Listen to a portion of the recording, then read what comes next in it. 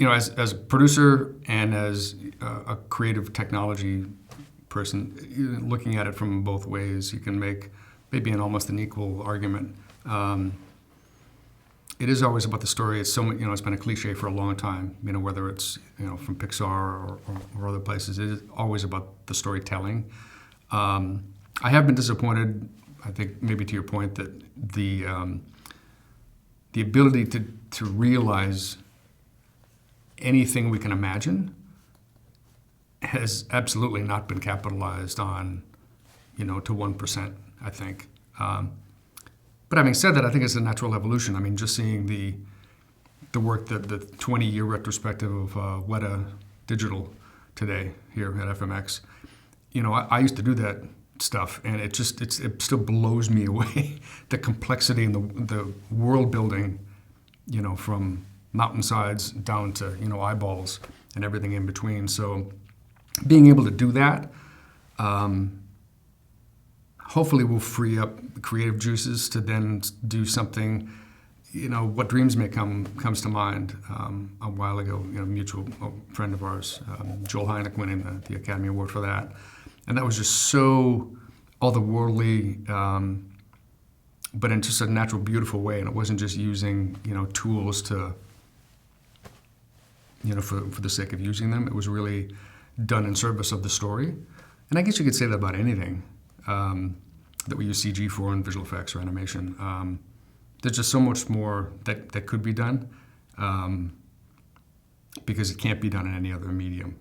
Right now, CG and visual effects and animation, to a large extent, is being used to simulate reality. Photorealistic humans, photorealistic worlds. Avatar is probably the best example of doing something you couldn't have done any other way. It's just you have to simulate this entire world, and it was done beautifully. But I don't know if this goes to answer your question very much, but it's complicated. It's huge fan of R&D and research and tools, both for optimization and for just doing new things better. I think the curve has flattened out a little bit. 25 years ago, 20 years ago, 15 years ago, it was doing things for the first time ever. The first morphing, the first particle system, the first cloth simulation. It's amazing to be able to see that for the first time. And there's not so many first things anymore. It's all, optimizing another 10%, another 10%. But there's still no lack of work, I guess, for anybody. On the business side too. I'm much more on that side now. It's fascinating, just the cultural dynamics and producing films overseas and trying to get their cultural content realized with new tools. It's kind of like, putting a space shuttle into a primitive village. It's like these thousands of years old cultures, and they're trying to make Pixar-like animated movies. But I hope the story of the culture always comes through that way. Well, maybe the simplistic answer is that at the heart of all of this is it's a business. Somewhere, someplace, there's an accountant that drives everything. It's simplistic, but it's true. Even the passionate storytellers. Unless you're a very, very rare like a Bill Plimpton, he can make his own films on his own time with his own money, relatively speaking. That's a very rare and beautiful thing. But the vast majority of, certainly all of Hollywood, all of gaming is hit-driven businesses. I hope maybe in a way, this rise of VR and AR that I'm a part of now, I've heard them talking about, well, let's take a step back and let's not just use this as a new tool in filmmaking or a new tool in games making. Let's see what's unique about it and take some elements of each and kind of take a pause. And I hope that happens. And it just the panel that I put together here at FMX on Friday is the business models of VR and AR. So talking to studio heads and talking to entrepreneurs to see how we're going to do that kind of from scratch, because it fizzled in the 90s when VR was going to take over the world. So we'll see if we can do something better this time. Well, it might not be different now. I hope it is. But there always is a hype bubble, right, that precedes things like that. Back then, it was just too early. The technology was too expensive, too clunky. Tens of thousands of dollars for the big helmets. I like to use the analogy of Doug Trumbull's Brainstorm, if you've seen that movie, and the evolution of that giant helmet coming down to just that little band around the head, just over the course of that film. I think that's where we've come kind of now, is we've gotten from supercomputers and just a purely cost-effective basis. So, and now we're a little bit smarter, maybe. I mean, the potential markets are out there. But, you've seen Microsoft HoloLens, came and went because of hype. And they know that was a misstep. They basically promised this massively world-changing thing when it was really just an R&D platform that really, was meant to be the first of many steps. So we'll see. It's definitely the case that audiences are more sophisticated. Maybe that's the wrong word to use. They're used to seeing really good stuff. So the bar does have to be continuously raised. The Transformers franchise was maybe the best, most gratuitous example of that, of just, trillions of polygons on screen for 3 seconds. But again, in service of story, Avatar, arguably the most complex digital film ever made, certainly to that time, and maybe still. And it was a very, well-worn, simple story, and that's why it worked. Jim wasn't trying to create some elaborate, newly contrived, different scheme of interactions in human behavior. It was a very, there's probably been thousands of movies made with the exact same story, but it was just translated, into this other medium. So, I mean, the independent film now is the tools at hand that were only imagined, 10 or 15 years ago at places like ILM.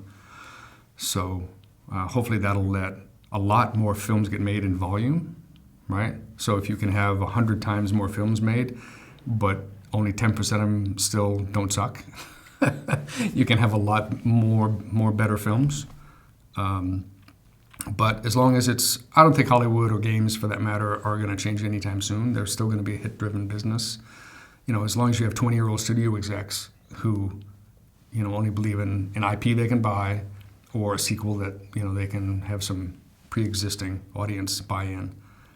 It just again comes down to that accountant sitting someplace. It's a risk to do something new and original, and I know it always will be, really.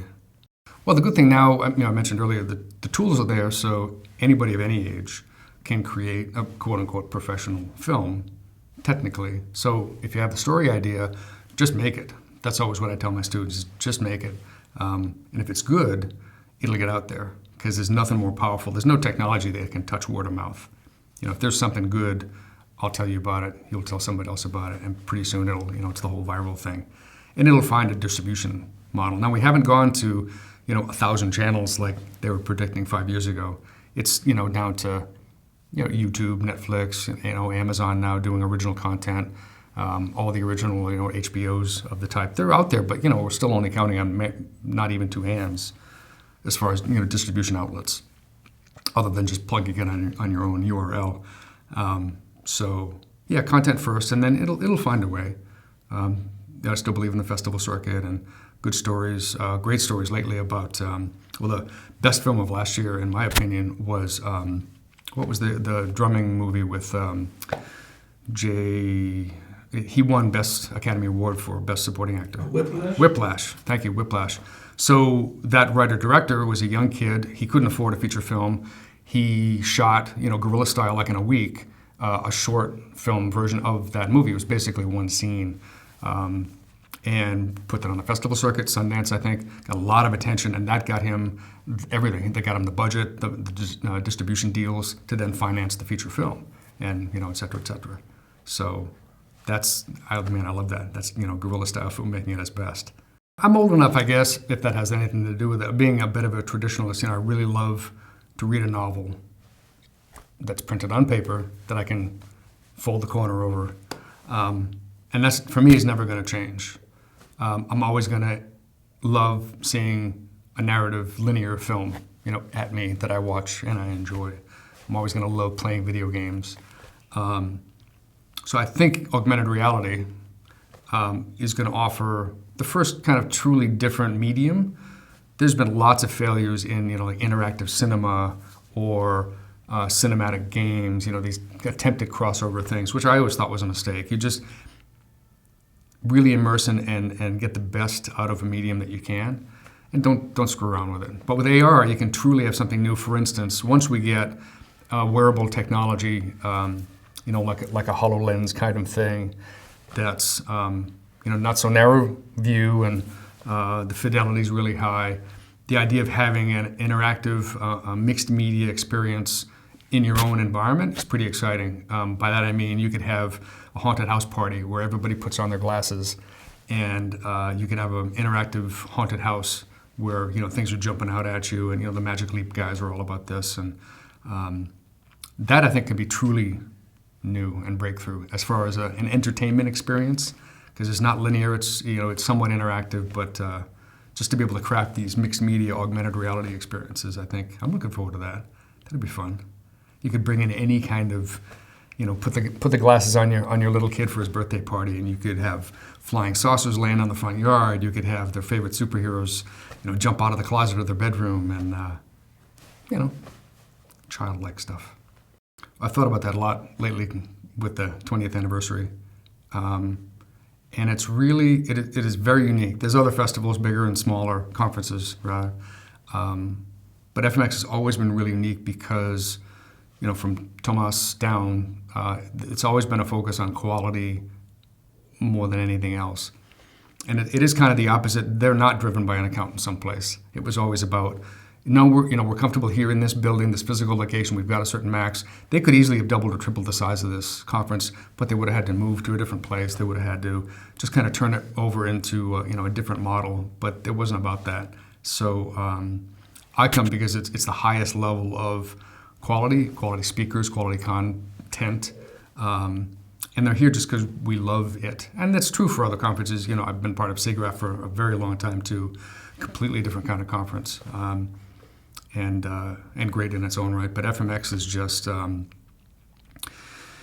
it's producers, it's content creators more than anything else. And being in Europe, there's a different dynamic than North America for sure.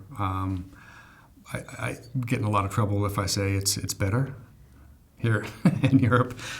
Same reason Asia just says, for me, just a lot, completely different cultural dynamics. Young people are I think, more educated. I think, when you're speaking multiple languages and you just, throw a rock and you're in a different country with a whole, different 3,000-year history.